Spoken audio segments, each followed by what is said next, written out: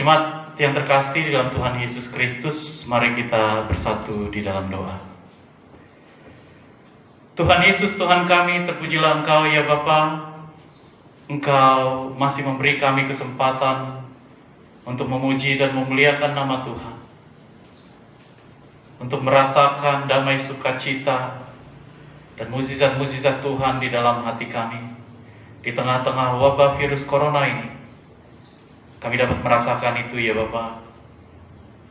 Dan kami melalui firman yang akan ditaburkan, ingin disegarkan kembali di dalam menghadapi pergumulan dunia ini. Kami tahu akan banyak kuasa iblis, kuasa jahat yang akan mengganggu kami. Kami tolak di dalam nama Tuhan Yesus Kristus. Kami mengundang kuasa Roh Kudus Tuhan. Ya Roh Kudus, berbicaralah, karena kami anak-anak-Mu mendengar. Di dalam nama Tuhan Yesus, Tuhan dan Juru Selamat kami. Amin.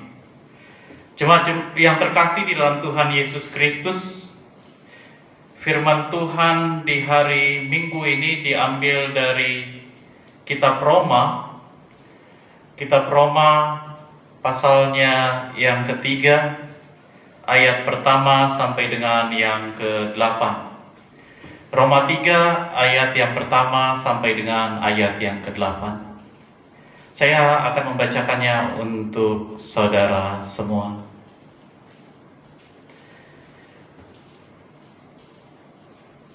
Jika demikian, apakah kelebihan orang Yahudi dan apakah gunanya sunat? Banyak sekali, dan di dalam segala hal pertama-tama, sebab kepada merekalah dipercayakan firman Allah. Jadi bagaimana jika di antara mereka ada yang tidak setia? Dapatkah ketidaksetiaan itu membatalkan kesetiaan Allah? Sekali-kali tidak. Sebaliknya, Allah adalah benar dan semua manusia pembohong. Seperti ada tertulis, supaya engkau ternyata benar dalam segala firman-Mu dan menang jika engkau dihakimi. Tetapi jika ketidakbenaran kita menunjukkan kebenaran Allah, apakah yang akan kita katakan? Tidak adilkah Allah? Aku berkata sebagai manusia, jika Ia menampakkan murkanya? Sekali-kali tidak. Andai kata demikian, bagaimanakah Allah dapat menghakimi dunia? Tetapi jika kebenaran Allah oleh dustaku semakin melimpah bagi kemuliaannya, mengapa aku masih dihakimi lagi sebagai orang berdosa? Bukankah tidak benar fitnahan orang yang mengatakan bahwa kita berkata, marilah kita berbuat yang jahat, supaya yang baik timbul daripadanya? Orang semacam itu sudah selayaknya mendapat hukuman. Sampai demikian firman Tuhan. Berbahagialah mereka yang mendengar firman Tuhan, yang meliharanya serta melakukannya di dalam kehidupannya sehari-hari. Amin. Bapak, Ibu, dan saudara-saudari yang terkasih dalam Tuhan Yesus Kristus, Minggu hari ini dinamakan Misericordias Domini. Ini dikatakan pada Mazmur 33 ayat 5b, didasarkan oleh Mazmur 33 ayat 5b, bumi penuh dengan kasih setia Tuhan. Saudara, sangat mudah mengenali dan mengatakan kasih setia Tuhan di dalam kehidupan kita sehari-hari jika kita mendapatkan berkat. Saat kita merasa diberkati, sangat mudah mengatakan bahwa, oh Tuhan begitu setia, begitu baik pada saya. Ketika saudara mendapatkan berkat kesehatan, ketika saudara tidak jatuh sakit, ketika kebanyakan orang jatuh sakit, di musim penyakit secara contohnya di wabah virus COVID-19 sekarang ini, sangat mudah mengatakan bahwa Tuhan itu setia. Atau hasil usaha saudara makin lama, makin besar, menguntungkan. Oh, Tuhan begitu setia. Atau ketika berkat jabatan misalnya, ketika Anda dipromosikan di kantor, naik jabatan ataupun di tempat-tempat posisi yang strategis, saat itu saudara akan syukuran dan mengatakan bahwa Tuhan itu setia. Tapi kalau kebalikannya, ketika kemalangan datang menimpa, seperti penyakit mulai datang menjangkiti tubuh kita, atau wabah virus corona sekarang ini, tahu-tahu tiba-tiba saudara divonis bahwa saudara terjangkit COVID-19, atau hasil usaha saudara, apalagi di saat sekarang ini saudara, semakin lama semakin seret, gajian tidak kunjung datang, andaikan gajian pun dipotong, atau yang wira swasta tidak mendapatkan penghasilan lagi karena pelanggannya tidak ada saat ini. Saudara di tepian kebangkrutan, atau yang di kampung-kampung sana, ketika panen yang diharapkan untuk menyokong keluarganya untuk beberapa bulan kemudian, ternyata panennya gagal. Atau ketika saudara sudah sekian lama di kantor misalnya, sudah 10 tahun misalnya kurang lebih, dan kemudian tidak kunjung mendapatkan kenaikan jabatan.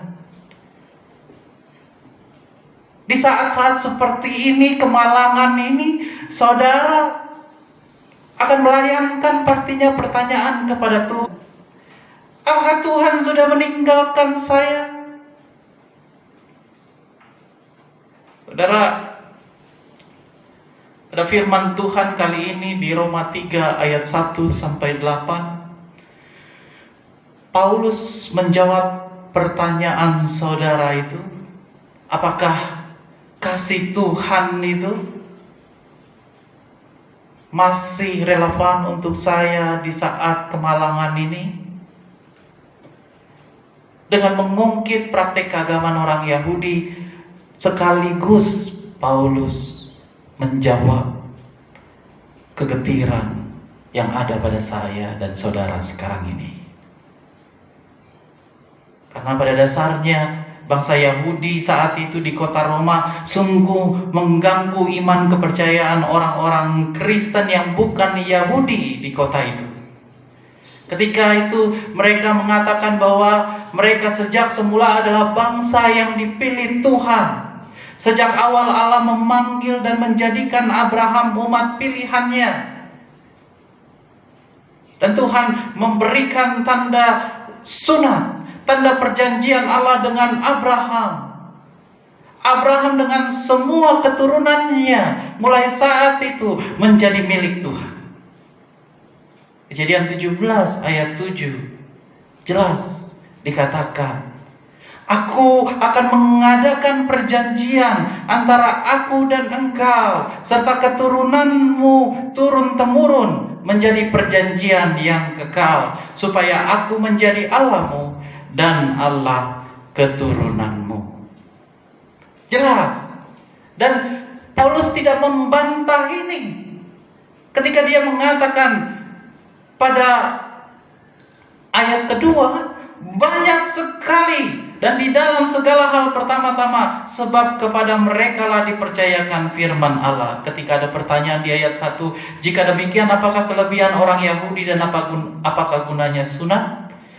Paulus menjawab itu. Banyak sekali.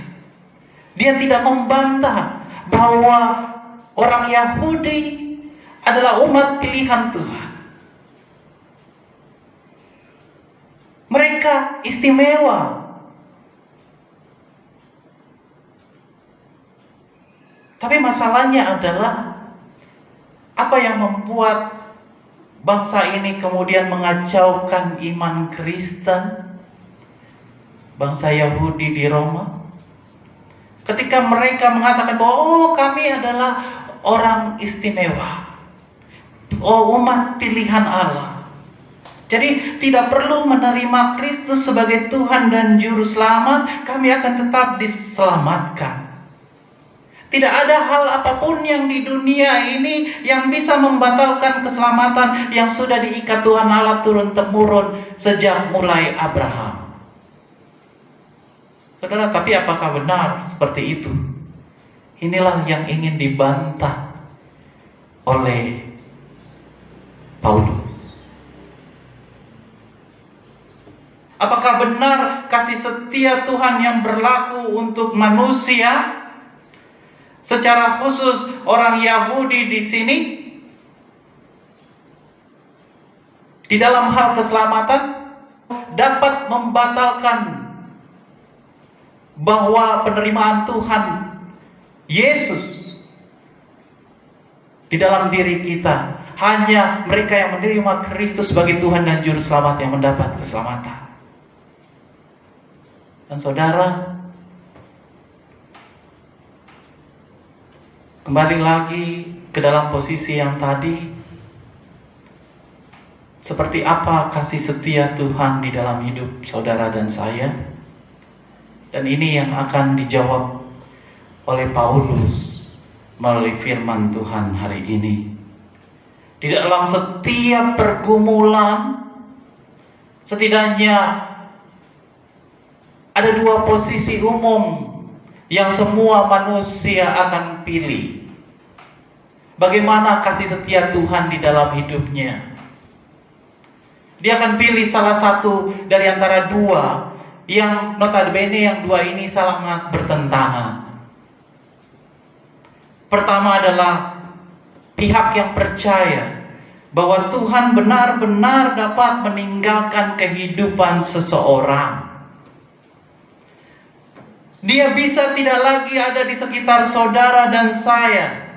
Dia bisa tidak lagi menolong atau berbuat apapun. Saudara melihat posisi ini, saya teringat sekali.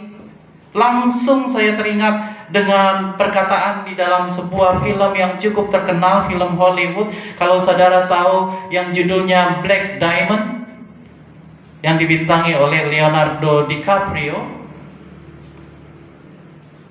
Ini adalah film tentang kondisi di Sierra Leone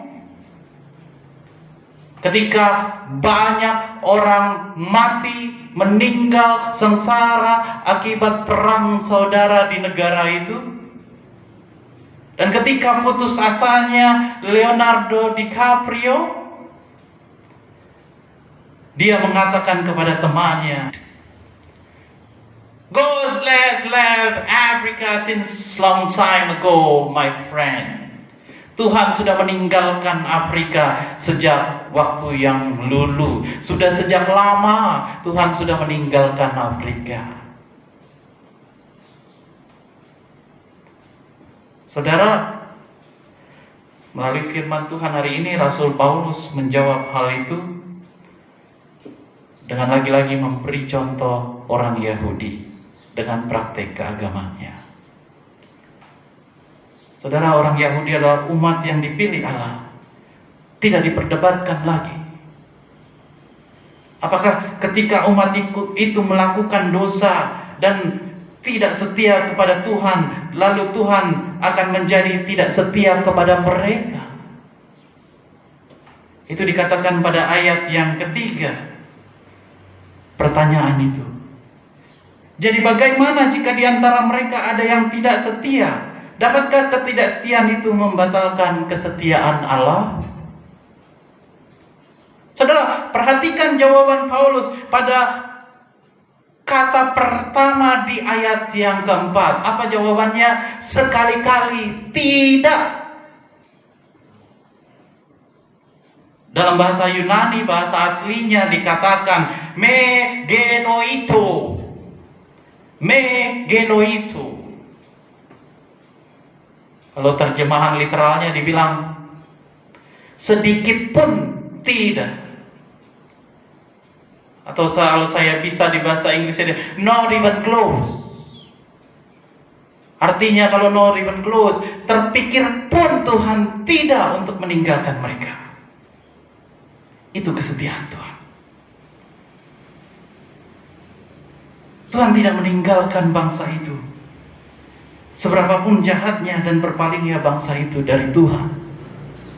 Seperti kita tahu, berkali-kali mereka meninggalkan Tuhan, bersungut-sungut di padang gurun. Dan kemudian setelah mereka dilepaskan dari padang gurun dan menjadi kehidupan yang lebih baik di dalam hakim-hakim, mereka malah menyembah Baal. Berkali-kali mereka berpaling dari Tuhan. Tetapi apakah Tuhan meninggalkan mereka? Paulus katakan apa? Not even close. Sekali-kali pun tidak sedikit pun muncul di dalam pikiran Tuhan untuk hal itu. Itu juga berlaku untuk saudara dan saya. Saudara dan saya mempunyai status yang sama dengan bangsa Yahudi dalam posisinya terhadap keselamatan. Ketika bangsa Yahudi menolak akan keselamatan yang Allah berikan di dalam Kristus, maka berita keselamatan itu diberikan kepada saudara dan saya. Karena itu juga Tuhan melihat saudara dan saya spesial. Sama seperti bangsa Yahudi. Paulus katakan di dalam Kolose 2 ayat 11 apa? Dalam Dia kamu telah disunat, bukan dengan sunat yang dilakukan oleh manusia, tetapi dengan sunat Kristus yang terdiri dari penanggalan akan tubuh yang berdosa. Saudara dan saya di dalam hal keselamatan, sejauh saudara menerima Kristus dan sejauh bangsa Yahudi menerima Kristus, posisi saudara dan saya adalah sama. Posisi mereka adalah sama. Sama-sama yang dipilih Tuhan. Dan pada saat ini Tuhan katakan melalui Rasul Paulus, seberapa jahatnya pun saudara dan saya, apakah Dia akan meninggalkan saudara dan saya? Not even close. Sedikit pun tidak terpikirkan Tuhan tentang itu. Saudara-saudara, lantas ini yang jadi masalah. Jika Tuhan Allah adalah setia, seberapapun jahatnya saudara dan saya, Dia tetap setia. Bisakah kita menempatkan diri kita dalam pemikiran di posisi yang kedua? Ketika yang di posisi satu, orang akan mengatakan bahwa Tuhan tidak akan pernah meninggalkanmu, seberapapun jahatnya engkau. Tapi apakah posisi yang kedua juga bisa diterima? Bahwa Tuhan Allah begitu penuh dengan kasih setia yang tidak akan pernah habis, sehingga Dia tidak akan pernah meninggalkan seseorang. Saking penuhnya Dia dengan kasih setia, Dia adalah Allah yang tidak akan pernah marah, dan Dia adalah Allah yang Maha Pengampun. Ini pemikiran ketika orang-orang menempatkan posisinya di dalam posisi yang kedua ini, bahwa Allah adalah Allah yang tidak pernah marah dan Dia Maha Pengampun. Apapun jenis kejahatannya, mau besar dan kecil, di detik itu juga saudara berdosa, Dia akan mengampuni saudara. Karena Dia dipenuhi dengan kasih setia. Sama seperti pemikiran bangsa Yahudi ketika itu yang saya singgung tadi di awal, bahwa mereka adalah bangsa yang terpilih. Jadi tidak ada segala apapun yang ada di dunia ini yang dapat melepaskan mereka dari keselamatan. Apakah itu benar? Berarti kalau sudah begini, statement saya dan teman-teman saya pada waktu masa SMA, ini waktu masih belajar CD, bisa dibenarkan. Kalau Allah seperti demikian, enak aja dong, bikin aja dosa yang besar hari ini dan minta ampun kemudian, terus besok bikin dosa lagi dan minta ampun lagi, toh Tuhan pasti ampuni. Jadi yang untung apa? Jadi yang untung adalah mereka-mereka yang berbuat dosa yang besar, kan gitu kira-kira kan? Karena toh berbuat dosa kecil diampuni, berbuat dosa besar diampuni juga. Berarti yang untung yang berbuat dosa besar dong. Kalau mencuri duit 5.000 rupiah diampuni, terus mencuri duit miliaran rupiah diampuni, berarti lebih baik curi duit 5 miliaran rupiah dong.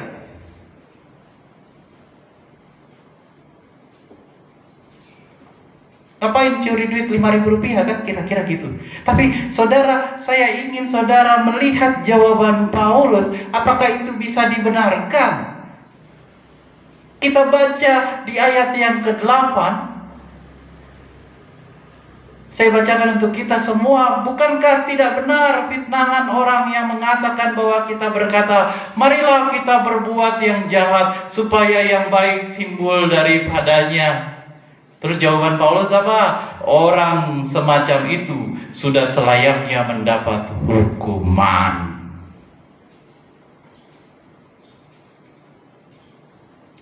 Paulus ingin katakan, saudara, jangan bermain-main ya dengan kasih karunia Tuhan.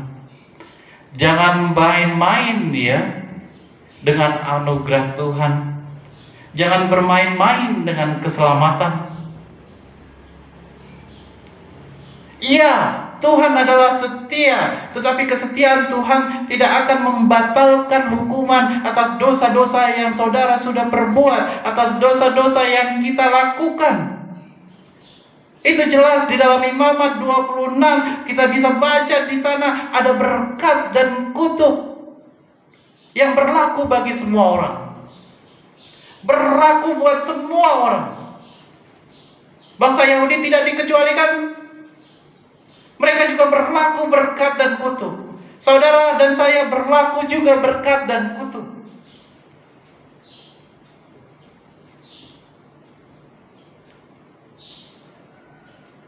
Berkat bagi mereka yang taat akan perintah Tuhan, dan kutuk bagi mereka yang berpaling dari Tuhan dan melakukan kejahatan. Yang kita tidak bisa bantah bahwa Tuhan akan lakukan itu kepada semua orang. Tuhan tidak akan melepaskan prinsip itu demi kesetiaannya kepada saudara dan saya. Oh enggak. Berkat dan kutuk tetap akan berlaku. Ini makanya Paulus katakan semacam itu sudah selayaknya mendapat hukuman jika berpikir, lakuin aja dosa besar, itu akan diampuni juga. Iya, diampuni. Tetapi itu tidak bisa melepaskanmu dari hukuman yang Tuhan sedang siapkan.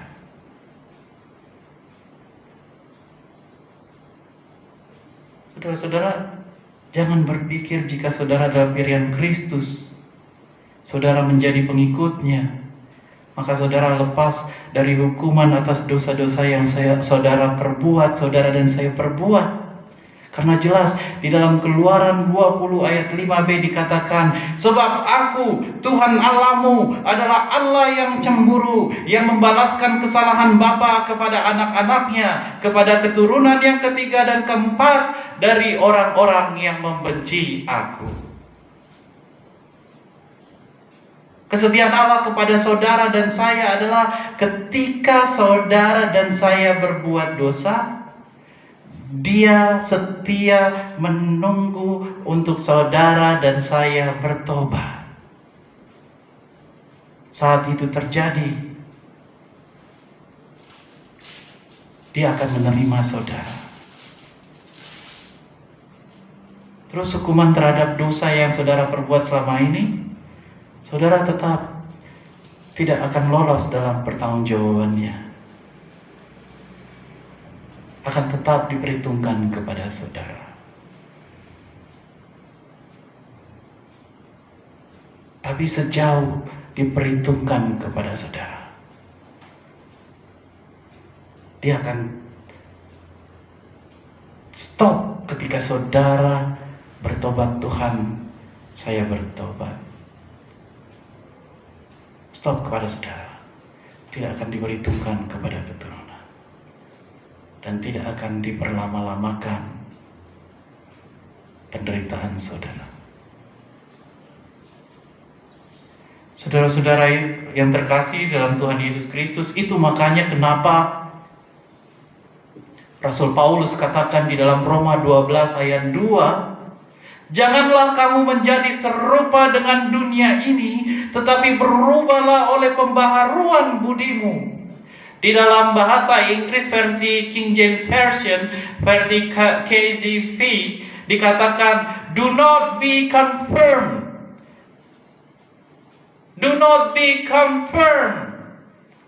Jangan kompromi terhadap dunia ini. Kenapa? Karena apa yang ada di dunia ini, apa yang saudara ikuti di tawaran di dalam dunia ini adalah suatu dosa. Buatlah dirimu kudus. Buatlah dirimu kudus.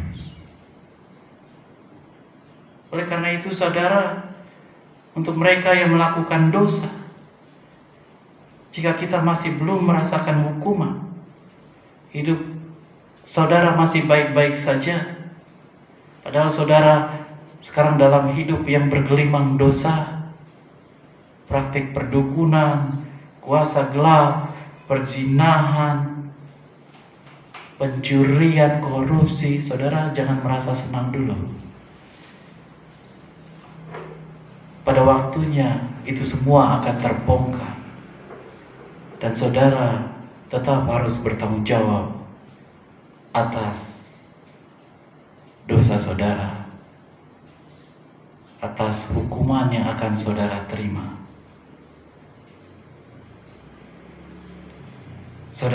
Saudara bertobatlah. Itu intinya. Hiduplah menjadi orang yang setia kepada Tuhan Allah.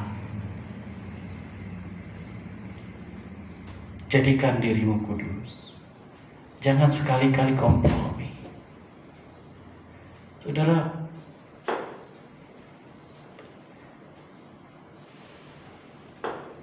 pada suatu saat seorang pendeta datang kepada saya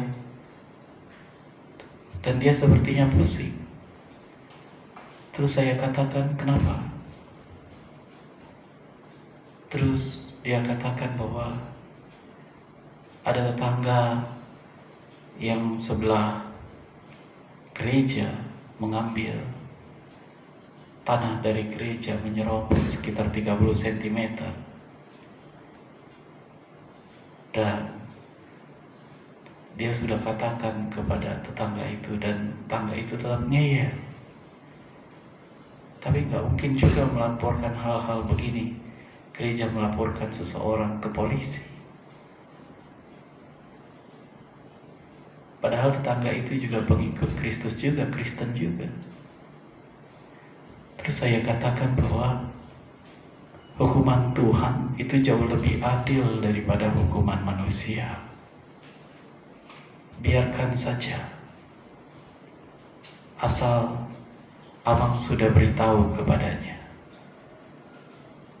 Ya, saya sudah beritahu. Tugas kita sebagai hamba Tuhan cukup memberitahu. Kalau dia tetap lakukan, biarkan saja. Prinsip Tuhan tetap ada di dalam kehidupan semua orang.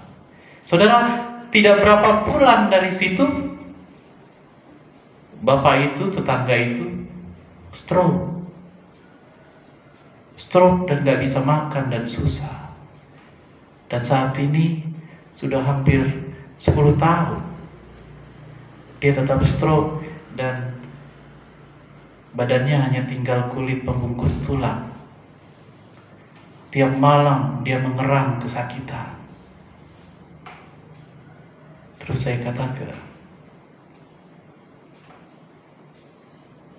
itu adalah hukuman dari Tuhan. Tidak bisa orang lari dari tanggung jawabnya sampai dia bertobat. Saudara, ngeri. Kenapa saya bilang ngeri? Hidup menderita sekali, tapi mati pun gak bisa. Ini hukuman yang susah. Sampai dia mengembalikan itu, tanah gereja itu. Baru saat itu Tuhan melepaskannya dari hukuman. Saudara, ini saya percayai. Ada hukuman rohani yang jauh lebih besar daripada hukuman-hukuman yang ada di dunia ini. Itu kenapa di dalam posisi wabah virus corona ini, saya tidak ingin bermanis-manis kepada saudara dan saya untuk kita berefleksi lagi. Memang saya yakin dan percaya segala hal yang ditimpakan Tuhan untuk kebaikan kita, segala hal yang ada terjadi untuk kebaikan kita, untuk menguji iman. Saya yakin dan percaya itu. Saya nggak akan bantah itu, saudara. Tapi yang orang lupa adalah penderitaan hidup juga ada karena dosa. Penderitaan hidup juga ada karena dosa. Saya ulangi lagi. Itu makanya di tengah wabah virus corona ini kita berefleksi. Daripada kita sibuk mengatakan, oh emang pendeta, saya tidak punya dosa, saya melakukan segala hal yang Tuhan suka. Gereja ini sudah bertumbuh di dalam iman. Atau negara saya tidak apa-apa. Coba kita berefleksi lagi. Saya lebih bisa melihat seperti itu, berefleksilah. Daripada kita sibuk membenarkan diri kita. Sebaliknya, mengatakan bahwa Tuhan pasti salah, Pak Pendeta. Nggak mungkin Tuhan menimpakan yang begini terhadap tanah air kita, secara khusus keluarga kita. Nggak mungkin Tuhan menimpakan ini kepada keluarga saya terkena corona. Ya Tuhan, nggak mungkin. Tuhan pasti salah alamat. Saya tidak punya dosa. Daripada sibuk seperti itu, ini yang dikatakan Paulus pada ayat yang keempat, yang lanjutannya adalah Allah adalah benar dan semua manusia pembohong. Daripada sibuk saudara membenarkan diri saudara dengan mengatakan bahwa Tuhan pasti salah memberikan penderitaan ini kepada saya. Lebih baik saudara ajak semua keluarga berdoa, minta ampun jika ada kesalahan, dosa yang saya perbuat. Tuhan, hentikan penderitaan ini. Saat itu hidup saudara akan memulai dengan lebih baik.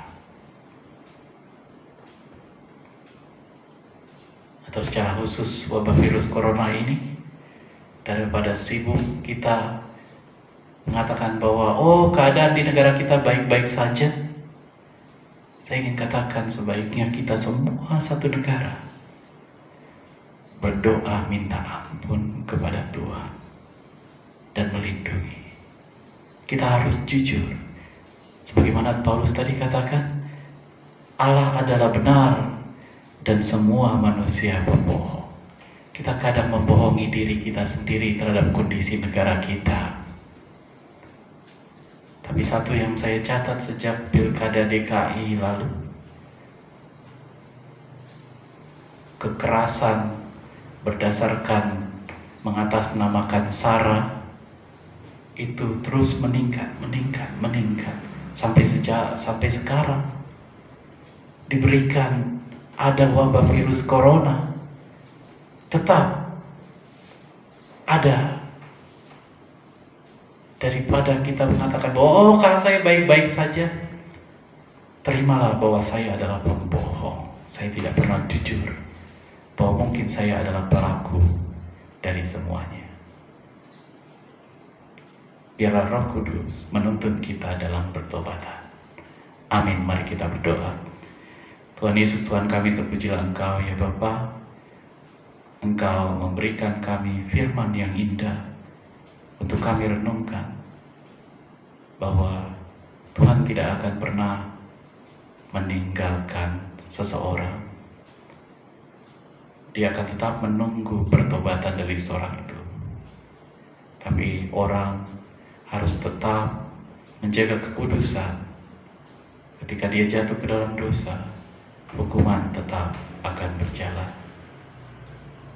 Oleh karena itu ya Bapa, kami berdoa terhadap apa malapetaka yang menimpa kami. Kami mohon ampun ya Bapa. Jika semua ada kesalahan yang kami perbuat, tolong ampuni ya Yesus Kristus. Tolong layakkan kami menerima anugerah.